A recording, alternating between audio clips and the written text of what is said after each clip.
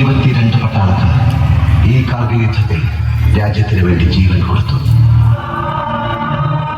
മരണഭയമല്ല തോന്നുന്നു, തിരിച്ചടിക്കാനുള്ള ആത്മവീര്യവും ലക്ഷ്യം പിടിച്ചെടുക്കാനുള്ള ആവേശവുമാണ്. അതിനിടയിലാണ് നമ്മുടെ അവസാനമെങ്കിൽ സൈനിക വ്യൂകളിൽ നിന്ന് ആരംഭിക്കുന്ന ലാസ്റ്റ് പോസ്റ്റും ഗൺ സല്യൂട്ടും ഏറ്റുവാങ്ങി ഈ നാടിനോട് വിട പറയുന്നതിൽ നമ്മൾ അഭിമാനിക്കുന്നു. ഇതിൽ ആദ്യം മരിച്ചത് ആരാണെന്ന് അറിയില്ല.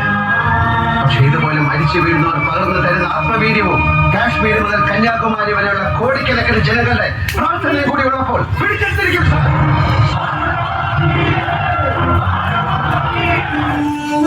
നമ്മുടെ സമാധാനത്തിന് വേണ്ടി ജീവൻ ബലിയർപ്പിച്ച ധീര യോദ്ധാക്കൾക്ക് വേണ്ടി ഒരു ഇന്ത്യൻ എന്ന നിലയിൽ ഒരിറ്റ് കണ്ണീർ ഒരു ആശ്വാസത്തിലെങ്കിലും let us shed one drop of tear for the soldiers who laid their